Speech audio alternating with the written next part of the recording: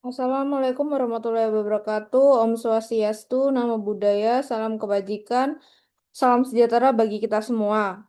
Yang saya hormati Bapak atau Ibu dosen pengampu mata kuliah Pancasila serta teman-teman sekalian yang saya banggakan. Perkenalkan, saya Virial Kanayada Rinsausan dengan NRP 500123114 dari kelas Pancasila 17.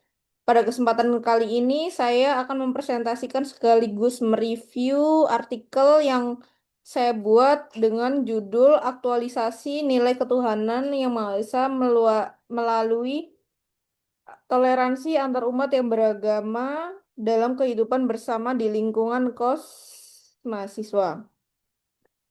Kemudian dari sini saya tertarik dengan saya mengambil topik yang dibahas karena sangat dekat dengan kehidupan mahasiswa sehari-hari, mengingat saya sendiri sebagai mahasiswa. Biasanya ketika membahas Pancasila, terutama sila pertama, kita sering membayangkan hal-hal yang besar seperti kebijakan pemerintah, hubungan antar organisasi keagamaan, atau peristiwa sosial yang terjadi di masyarakat luas. Namun, artikel ini justru mengangkat contoh yang sederhana dan dekat dengan kehidupan mahasiswa, yaitu interaksi antar penghuni kos yang memiliki latar belakang agama yang berbeda. Di sini saya akan membahas tentang pendahuluan atau latar belakang. Pada bagian pendahuluan, saya menjelaskan bahwa Pancasila merupakan dasar negara sekaligus pandangan hidup bangsa Indonesia. Nilai-nilai yang terkandung dalam Pancasila tidak hanya dipelajari sebagai teori, tetapi juga perlu diterapkan dalam kehidupan sehari-hari. Kemudian difokuskan juga kepada pembahasan pada sila pertama, yaitu ketuhanan yang Maha Esa, yang dimana sila ini tidak hanya berkaitan dengan hubungan manusia dengan Tuhan, melainkan tetapi juga mengandung nilai kayak penghormatan terhadap kebebasan beragama dan sikap toleransi terhadap pemeluk agama lain. Kemudian yang menarik yaitu saya juga mengaitkan pembahasan ini dengan data indeks kerukunan umat beragama di Indonesia yang menunjukkan tren peningkatan dalam beberapa tahun terakhir, yang artinya di mana secara umum eh,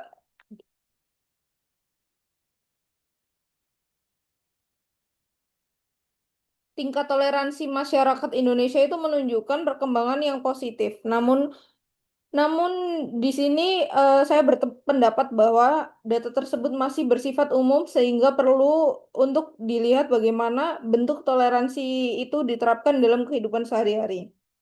Dari sinilah muncul gagasan untuk melakukan observasi di lingkungan kos mahasiswa. Karena menurut saya sendiri lokasi ini seperti kayak lokasi penelitian ini cukup menarik karena lingkungan kos bisa dianggap sebagai miniatur masyarakat Indonesia. Di satu tempat tinggal terdapat individu-individu yang berbeda dari perbedaan daerah, budaya, dan agama tentunya yang berbeda ya. Sehingga interaksi yang terjadi di dalamnya dapat menjadi gambaran kecil mengenai kehidupan masyarakat yang majemuk. Kemudian tujuan dari penelitian ini sendiri yaitu untuk mengetahui bagaimana sila pertama Pancasila diwujudkan melalui toleransi antar umat beragama dalam kehidupan bersama di lingkungan kos mahasiswa. Yang dimana menurut saya tujuan ini cukup jelas dan spesifik karena tidak mencoba membahas seluruh nilai Pancasila sekaligus, melainkan fokus pada satu nilai utama yaitu toleransi beragama. Dengan fokus yang jelas, pembahasan dan dalam artikel terjadi lebih terarah dan mudah dipahami.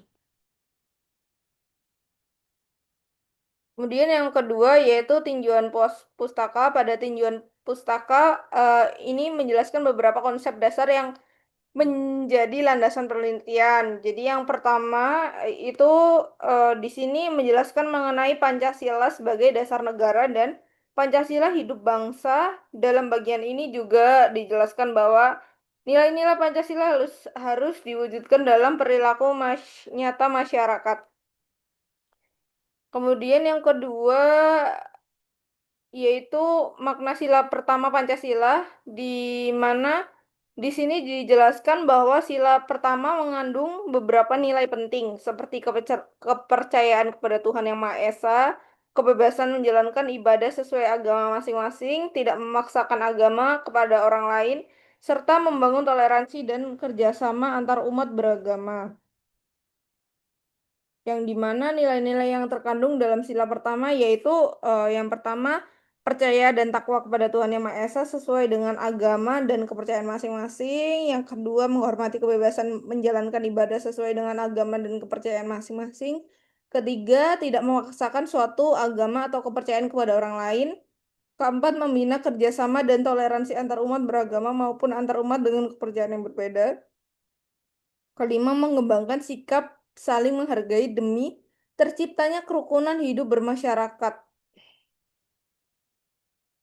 Kemudian yang ketiga, ini membahas tentang toleransi antar umat beragama sebagai bentuk pengalaman sila pertama.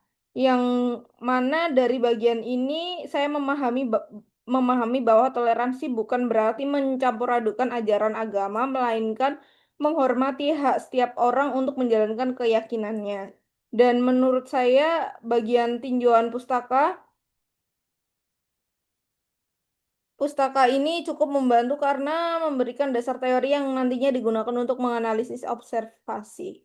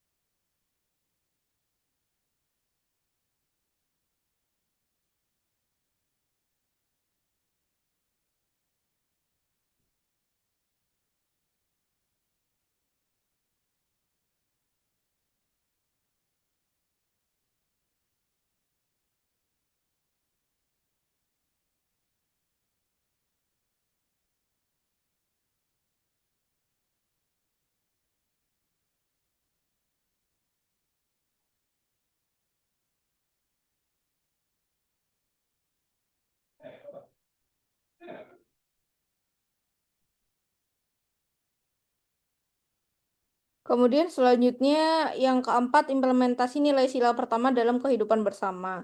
Jadi implementasi sila pertama dalam kehidupan bermasyarakat itu tidak hanya terlihat dalam skala besar seperti penyelesaian konflik rumah ibadah, tetapi juga dalam skala mikro seperti interaksi antar penghuni di lingkungan tempat tinggal bersama.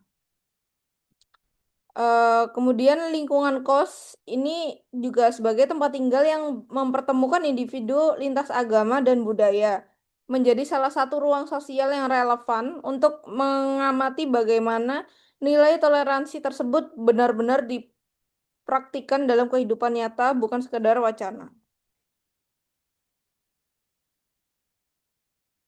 Selanjutnya, metode penelitian eh, yang digunakan yaitu menggunakan metode deskriptif kualitatif yang dengan teknik observasi langsung. Jadi observasi dilakukan di lingkungan kos mahasiswa yang dihuni oleh penghuni dengan latar belakang agama yang berbeda yaitu Islam, Kristen, dan Hindu. Pada pengamatan kali ini dilakukan selama bulan Ramadan. Pada periode tersebut, aktivitas ibadah umat Muslim lebih terlihat dibandingkan hari-hari biasanya. Saya melihat bahwa metode observasi langsung sangat sesuai dengan tujuan penelitian, yang dimana saya menggunakan kuesioner atau survei saja. Mungkin hasilnya tidak akan sedetail pengamatan langsung terhadap perilaku sehari-hari penghuni kos. Selain itu, juga penggunaan lingkungan kos sebagai lokasi penelitian juga membuat data yang diperoleh terasa lebih alami karena perilaku yang diamati muncul secara spontan dalam kehidupan sehari-hari juga. Lalu hasil observasi ini merupakan bagian yang menurut saya paling menarik dalam artikel ini. Jadi saya menemukan bahwa penghuni kos yang tidak menjalankan ibadah puasa tetap menunjukkan rasa hormat kepada penghuni yang sedang berpuasa. Mereka tidak mengubah aktivitas sehari-hari secara drastis, secara tetapi secara sadar menyesuaikan kebiasaan mereka. Misalnya, mereka memilih makan di kamar masing-masing atau makan ketika area bersama tidak terlalu ramai. Jadi meskipun terlihat sederhana, menurut saya tindakan ini eh, kayak menunjukkan adanya kesadaran untuk menghargai orang lain tanpa kayak ada mengurangi hak diri sendiri gitu. Selain itu, terdapat juga satu peristiwa yang menjadi fokus utama dalam artikel ini, yaitu ketika rapat penghuni kos berlangsung. Menjelang waktu maghrib, salah satu penghuni yang beragama Kristen itu mengusulkan agar rapat dihentikan sementara supaya penghuni Muslim dapat berbuka puasa dan melaksanakan sholat maghrib terlebih dahulu. Yang membuat peristiwa ini menarik adalah usulan tersebut datang dari penghuni yang berbeda agama, yang artinya kepedulian terhadap kebutuhan ibadah orang lain muncul bukan karena kewajiban atau aturan tertentu, melainkan karena adanya rasa empati dan penghargaan terhadap sesama penghuni kosnya. Jadi usulan tersebut kemudian diterima oleh seluruh peserta rapat, yang dimana itu juga penghuni kos sendiri, tanpa adanya keberatan. Setelah penghuni Muslim selesai berbuka dan beribadah, rapat kembali dilanjutkan seperti biasanya. Kemudian kita memasuki pembahasan. Pada pembagian pembahasan, saya mengaitkan hasil observasi dengan nilai-nilai yang terkandung dalam sila pertama Pancasila. Jadi, menurut saya tindakan pada penghuni kos menunjukkan sikap menghormati kebebasan beribadah yang merupakan salah satu nilai utama dalam sila pertama. Selain itu, terdapat juga unsur kerjasama dan saling menghargai antar umat beragama. Saya pribadi setuju dengan analisis tersebut yang saya lakukan. Menurut saya, toleransi yang sesungguhnya justru terlihat dari tindakan-tindakan sederhana seperti yang ditemukan dalam penelitian ini. Banyak orang menganggap toleransi harus diwujudkan dalam program besar atau kegiatan formal. Padahal menghormati jadwal ibadah teman, memberikan kesempatan orang lain menjalankan keyakinannya dan tidak mengganggu praktik keagamaan orang lain juga merupakan toleransi yang sangat penting dan itu merupakan sangat utama untuk saling bermasyarakat. Saya juga melihat bahwa hubungan yang baik antar penghuni kos membuat perbedaan agama tidak menjadi penghalang dalam berinteraksi, melainkan sebaliknya, perbedaan tersebut justru menjadi kesempatan untuk saling memahami dan menghargai satu sama lain. Kemudian pada kesimpulan, yaitu yang saya lakukan, saya menyimpulkan bahwa artikel ini berhasil menunjukkan eh bagaimana nilai sila pertama Pancasila itu dapat diimplementasikan dalam kehidupan sehari-hari melalui sikap toleransi antar umat beragama. Melalui observasi di lingkungan kos, mahasiswa penulis menemukan bahwa eh penghormatan terhadap ibadah orang lain, kepedulian terhadap kebutuhan keagamaan, sesama penghuni, dan kesediaan menyesuaikan kegiatan bersama merupakan bentuk nyata dari pengamalan nilai ketuhanan Yang Maha Esa. Kemudian dari eh artikel ini juga saya memperoleh pemahaman bahwa toleransi tidak selalu diwujudkan dalam tindakan besar. Justru kebiasaan-kebiasaan sederhana yang dilakukan secara konsisten yang dalam kehidupan sehari-hari dapat menjadi fondasi penting dalam membangun kerukunan antar umat beragama. Sekian dari saya yang dapat saya sampaikan. Terima kasih atas perhatian teman-teman dan Bapak Ibu dosen pengampu kelas Pancasila. Saya cukupkan. Terima kasih. Wassalamualaikum warahmatullahi wabarakatuh.